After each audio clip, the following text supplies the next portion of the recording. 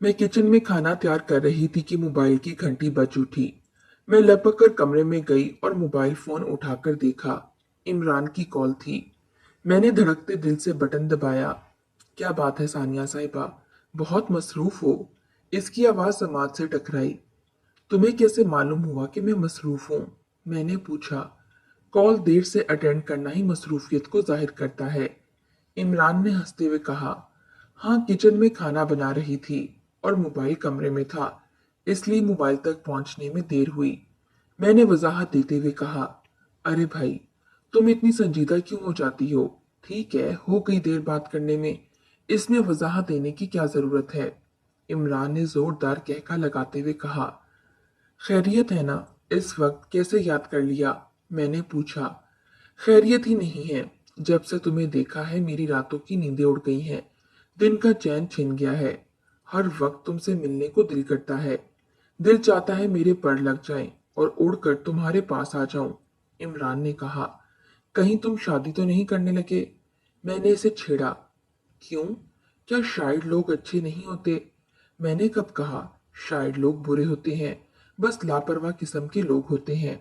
काम धंधे की इन्हें कोई परवाह नहीं होती। हर वक्त अपने महबूब की तारीफ में गजल कहते रहते हैं। नहीं नहीं, कुछ मेरी तरह बाज़ौक़ शायर भी होते हैं। इमरान चहकते हुए बोला। वो कौन होते हैं? वही शायर जो शराब में डूबे हुए होते हैं। इमरान ने कहा। अच्छा, क्या तुम शराब भी पीते हो? मैं हैरानगी से बोली। शराब पीने में क्या बुराई है?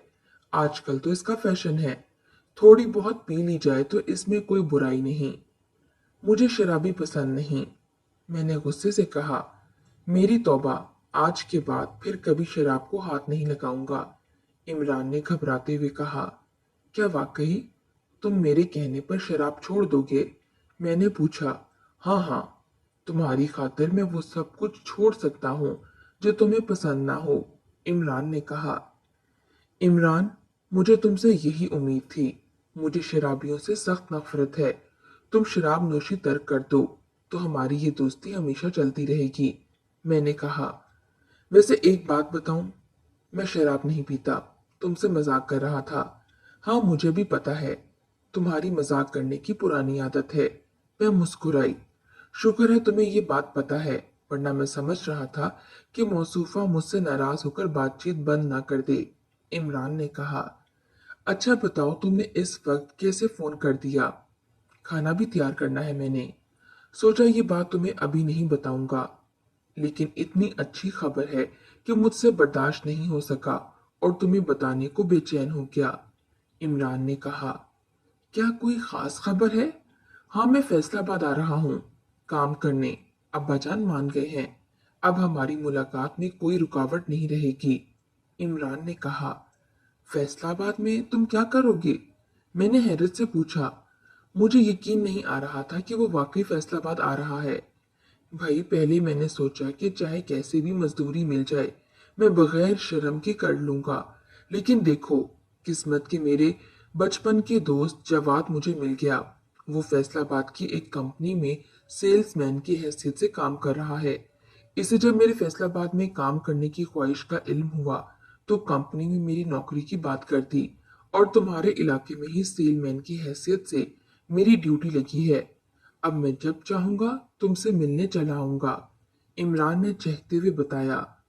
जब चाहे नहीं, जब मैं बुलाऊंगी, क्योंकि घर में मेरा शौहर कासिम भी होता है। मैंने कहा। ओह सॉरी, वाकई मैं तो भूल गया था कि तुम्हारा एक अदद शौहर भी है।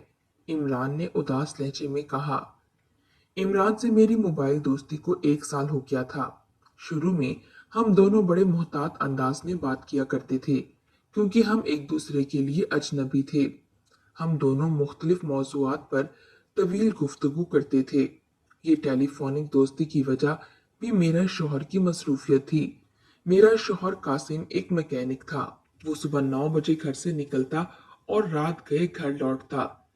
मेरी शादी को 6 बरस हो गए थे और मैं औलाद जैसी नेमत से महरूम थी। घर में अकेले रहने की आदत नहीं थी। शौहर के जाने पर घर काट खाने को दौड़ता था। किताबों और टीवी से दिल लगाने की कोशिश की, लेकिन मैं कामयाब ना हो सकी। ऐसे में एक दिन इमरान की कॉल मेरे मोबाइल पर आ गई। ना चाहते हुए भी इससे मैं दोस्ती कर बैठी।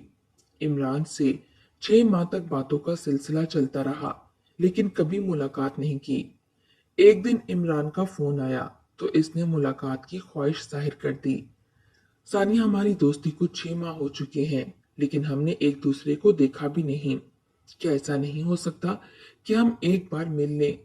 अरे हाँ, कभी हमारा ध्यान ही इस तरफ नहीं गया। बिन देखे ही दोस्ती चल रही है। मैंने कहा, फिर तुम्हारा क्या ख्याल है मुलाकात के बारे में? इसने पूछा, तुम जब भी फैसलाबाद आओ मुझसे मोबाइल पर बात कर लेना, फिर मुलाकात का वक्त तय कर लेंगे। मैंने कहा, इस इतवार को मेरे दोस्त रिहान की शादी है और बारात फैसलाबाद आएगी। मैं शादी से फारिग होकर तुमसे राब्ता कर लूंगा। ठीक है। इतवार के दिन मैं तैयार बैठी थी और मैंने सोच लिया था कि इमरान से अपनी दोस्त सोबिया के घर मुलाकात कर लूंगी। सोबिया ने हमारी मुलाकात कराने की गर्ज से अपने बच्चों को सुबह ही सुबह नाना के घर भेज दिया। यूं हम दोनों की मुलाकात का मंसूबा तैयार था। इतवार की सुबह इमरान की कॉल आ गई। मैंने सोबिया के घर का पता बता दिया इसे। मैं घर को ताला लगाकर सोबिया के घर पहुंच गई। कुछ देर में इमरान की कॉल आ गई। मैं घर के बाहर खड़ा हूँ। बाहर क्यों खड़े हो, अंदर आ जाओ। मैंने कहा, कहीं जूते न पड़वा देना कि बगैर इजाजत कैसे घर में दाखिल हो गए। इमरान ने कहा, अरे ऐसी कोई बात नहीं। अच्छा, मैं खुद दरवाजे पर आती हूँ। मैं दरवाजे पर गई, जहाँ एक खूबरू नौजवान खड़ा था। शक्ल और सूरत भी ऐसी थी कि देखते ही दिल आ जाए। मुझे देखकर वो मुस्कुराया। बाहर क्यों खड़े हो, अंदर आ जाओ। मैंने शर्माते हुए कहा, अंदर आने को रास्ता मिलेगा तो जरूर आऊंगा। वो मुस्कुराया। सॉरी, मैं एक तरफ हट गई और वो घर में दाखिल हो गया। मंसूबे के तहत सोबिया ने एक कमरे में हमें बिठाकर बाहर से कुंडी लगा दी। दरवाजे पर कुंडी लगने से इमरान घबराते हुए बोला, खैरियत है ना? कोई खतरनाक इरादा तो नहीं? क्या ख्याल है, इस वक्त तुम्हारे साथ क्या हो सकता है? मैंने हंसते हुए कहा, अगर ये गांव होता तो हमें अगवा किया जा सकता था, लेकिन ये शहर है, लिहाजा कोई और गड़बड़ हो सकती है। पुलिस के हवाले किया जा सकता है, कोई झूठा मुकदमा भी हो सकता है। इमरान ने कहा, फिलहाल मेरा ऐसा कोई इरादा नहीं। हमें तन्हाई में मुलाकात का मौका फराहम किया गया है और बस, कुछ भी नहीं। मैंने हंसते हुए कहा, फिर ठीक है। इमरान भी जवाबन हंस पड़ा। इमरान और मैं 1 घंटे तक बातें करते रहे। इमरान ने मुझसे किसी किस्म की कोई बदतमीजी नहीं की थी और ना तन्हाई का कोई फायदा उठाया। वो तहजीब के दायरे में बातें कर रहा था। अचानक इसकी नजर घड़ी पर पड़ी तो वो चौंका। ओह, मुझे यहाँ आए हुए 1 घंटा हो गया। अब मैं चलता हूँ। शादी में मेरा दोस्त मेरा इंतजार कर रहा होगा। इमरान ने कहा, बस इतनी देर के लिए आए थे? हाँ, फिर मिलते रहेंगे। इमरान ने कहा, ठीक है, जैसे तुम्हारी मर्जी। मैंने कहा। मेरे दरवाजा बजाने पर सोबिया ने कुंडी खोल दी और हम कमरे से बाहर आ गए। सोबिया भी हैरान थी कि बहुत जल्दी हमारी मुलाकात खत्म हो गई। इमरान के जाने पर इसने पूछ ही लिया, क्या हुआ, इतनी जल्दी इमरान चला क्यों गया? वो दरअसल इसको शादी में जाना था, वहां से कुछ वक्त के लिए यहाँ आया था। मैंने कहा, अच्छा अच्छा, चलो फिर कभी फुर्सत में जी भरकर मुलाकात कर लेना। सोबिया ने मायने खेज अंदाज में कहा और मैं शर्मा गई। इस मुलाकात के बाद इमरान की बातों से संजीदगी रुखसत हो गई और वो तकल्लुफ एक तरफ रखकर बात करने लगा। वो हर तरह की बात मुझसे कर लेता था। मैं हैरानगी से इसकी बातें सुनती रह जाती। फैसलाबाद में काम करने की बात पर मैं हैरान थी कि वो मेरी खातिर अपना गांव घर बार छोड़कर फैसलाबाद आ रहा था। कभी कभी मुझे खुद पर हैरत भी होती थी कि मैं शादीशुदा होकर भी एक गैर महरम से दोस्ती कर बैठी हूँ, जो कि एक गुनाह है। लेकिन न जाने मुझे क्या हो गया था। मैं जानते बूझते ये गुनाह कर गई थी और अंजाम से बेखबर बुराई की दलदल में धंसती जा रही थी। इमरान ने फैसलाबाद में काम शुरू कर दिया था और मेरे शोहर की गैर मौजूदगी में मेरे घर आने लगा था। इसे मेरे शोहर के घर आने जाने के औकात मालूम हो गए थे। वो बहुत मोहतात था। शोहर की गैर मौजूदगी में इसे बुलाने के लिए हमने कुछ इशारे मखसूस कर लिए थे। मसलन अगर वो गली में होता तो गैलरी में बुनियान लटका देती थी।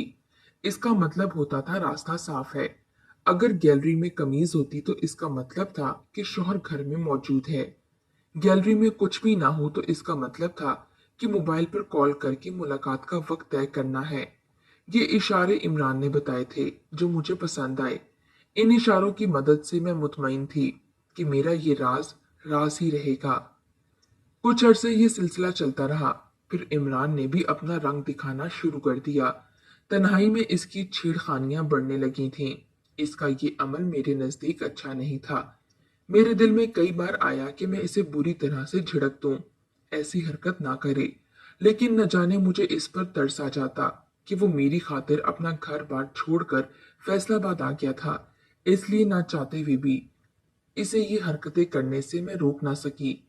दिन ब दिन इमरान गुस्ताख होता जा रहा था। एक दिन इसने मुझसे ऐसी ही बदतमीजी करना चाही। मैंने इसको झिड़क दिया। इमरान, ये क्या हरकत है? मैंने गुस्से से इसे देखा। हम दोस्त जरूर हैं, इसका मतलब ये नहीं कि तुम हद क्रॉस कर जाओ। मेरे इस तरह झिड़कने पर इसका चेहरा उतर गया। शायद इसके गुमान में भी ना था कि मैं इसे इस तरह से झिड़क दूंगी। फिर वो चंद मिनट बैठकर चला गया। मैं भी उस वक्त शदीद गुस्से में थी, इसलिए मैंने इसे रोकने की कोशिश नहीं की। फिर एक हफ्ते तक वो नहीं आया और ना ही मुझसे मोबाइल पर राब्ता किया। मेरा गुस्सा भी ठंडा हो चुका था और मुझे इमरान की याद भी आ रही थी। इसलिए मैंने दिल के हाथों मजबूर होकर इमरान को कॉल कर दी। हेलो, इमरान ने कॉल रिसीव करते हुए कहा। क्या बात है इमरान, क्यों नहीं आ रहे हो? मैंने पूछा। तुमने उस दिन मुझे इस तरह बुरी तरह झिड़का था कि मेरी हिम्मत ही नहीं हो रही कि तुम्हारा सामना करूं। इमरान ने कहा, हाँ मुझे बहुत गुस्सा आ गया था। इस तरह से तुम्हें नहीं झिड़कना चाहिए था। मैंने नरम लहजे में कहा, गलती मेरी थी, मुझे इस तरह नहीं करना चाहिए था। मैं दोस्ती में बहुत आगे निकल गया था। मैं कोशिश करूंगा कि तुमसे ज्यादा मुलाकात ना करूं ताकि फिर ऐसा ना हो। इमरान ने कहा। अरे अरे भाई, मैं ये कब कह रही हूँ कि तुम मुझसे ना मिला करो। बस जरा खुद पर काबू रखा करो। फिर तुम कब आ रहे हो? मैंने पूछा। देखता हूँ, इमरान ने कहा। अभी भी तुम नाराज हो? देखो, मैंने बात करने में पहल की है। क्या अब भी नाराजगी खत्म नहीं करोगे? मैंने कहा। मैं समझ गई थी कि उस दिन की बात को इमरान ने दिल पर ले लिया था, इसलिए वो मिलने से कुतरा रहा था। 2 दिन और गुजर गए, वो नहीं आया। इसके घर न आने से मुझे सख्त तशवीश हो रही थी। मुझे इमरान से मोहब्बत हो गई थी और मैं किसी कीमत पर इसे खोना नहीं चाहती थी। वो मेरी तन्हाई का साथी था। दिल के हाथों मजबूर होकर मैंने इमरान को कॉल मिलाई। कैसे हो? खैरियत है ना? इमरान ने कहा। हाँ, मैं खैरियत से हूँ। तुम अपनी सुनाओ, मैंने पूछा। मैं बिल्कुल ठीक हूँ, मुझे क्या होना है? इमरान की अफसुर्दा सी आवाज आई। इमरान, गुस्सा खत्म करो और फौरन मेरे पास चले आओ। मैं तुम्हारा इंतजार कर रही हूँ। मैंने कहा। इस वक्त नहीं आ सकता। इस वक्त मैं ड्यूटी पर हूँ, मैं कल आऊंगा। इमरान ने कहा, ठीक है। याद से आ जाना, मैं तुम्हारा इंतजार करूंगी। मैंने कहा, हाँ फिक्र ना करो। दूसरे दिन मुझे शिद्दत से इमरान का इंतजार था और वो वादे के मुताबिक आ गया। इसे देखते ही मेरा दिल खिल उठा, लेकिन इसका चेहरा बुझा बुझा सा था। इमरान, क्या अभी तक मुझसे नाराज हो? मैंने कहा। नहीं नहीं, मैं क्यों नाराज होऊंगा, बस ऐसे ही। मैं सोच रहा हूँ कि मुझे ऐसा नहीं करना चाहिए था। इमरान ने कहा। मैंने इस वाक्य को भुला दिया है, तुम भी भुला दो। हम फिर एक नए जज्बे से दोस्ती का आगाज करते हैं। मैंने अपना हाथ इमरान की तरफ बढ़ाया। इसने झिझकते हुए मेरा हाथ थाम लिया और हम मुस्कुराने लगे। इमरान की दोबारा आमद शुरू हो गई। चंद दिन तक तो वो मुहतात रहा, लेकिन फिर इसने बुरी हरकतें शुरू कर दी। मैं इसे डांटना चाहती थी, लेकिन डांट नहीं सकी, क्योंकि मुझे डर था कि कहीं वो दोबारा नाराज होकर आना बंद ना कर दे। डील का नतीजा ये निकला कि मैं हराम और हलाल की तमीज खो बैठी और खुद को मैंने इमरान के हवाले कर दिया। वो मेरी कमजोरी का भरपूर फायदा उठा रहा था। और क्यों ना उठाता? जब दो नामहरम तन्हाई में मिलते हैं तो उन पर शैतान गालिब आ जाता है।